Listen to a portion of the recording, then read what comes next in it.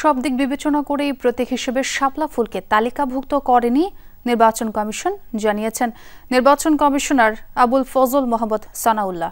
বৃহস্পতিবার ইসির অষ্টম সভা শেষে জানানো হয়েছে, প্রাথমিকভাবে রাজনৈতিক দলের নিবন্ধনের যাচাই বাছাইয়ের কাজ শেষ হয়েছে।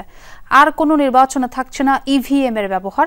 ভোট দিতে প্রবাসী ভোটারদের পদ্ধতি হবে পোস্টাল ব্যালট। সকালে আগারগাঁওয়ে নির্বাচন ভবনে অনুষ্ঠিত হয় ইসির অষ্টম সভা। সিইসি এএমএম নাসির উদ্দিনের নেতৃত্বে 4 কমিশনার সহ সিনিয়র সচিব ও সরকারি কর্মকর্তারা এই বৈঠকে উপস্থিত ছিলেন। গণপ্রতিনিধিত্ব অধ্যাদেশ, নির্বাচন কর্মকর্তা আইন সংশোধন, প্রার্থীর হলফনামা পরিমার্জন সহ আইনি সংস্কারের এক গুচ্ছ সুপারিশ চূড়ান্ত করতে বৈঠকটি বসে। পরে সাংবাদিকদের সঙ্গে কথা বলেন নির্বাচন commissioner brigadier general Abu Fazal Mohammad Sanaullah. Mohammad Sanaullah বলেন, প্রবাসীরা এবারের জাতীয় নির্বাচনে ভোট দিতে পারবেন।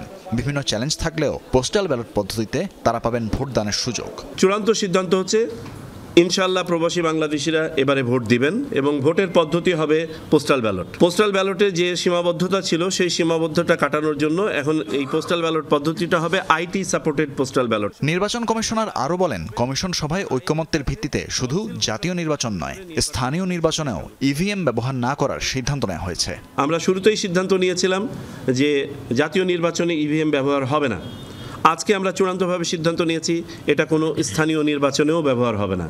ইসি সানাউল্লাহ বলেন, প্রাথমিকভাবে রাজনৈতিক দলের নিবন্ধনের যাচাই বাছাই কাজ শেষ হয়েছে। দলীয় নিবন্ধনের আমরা হালনাগাদ তথ্য আজকে নিয়েছি।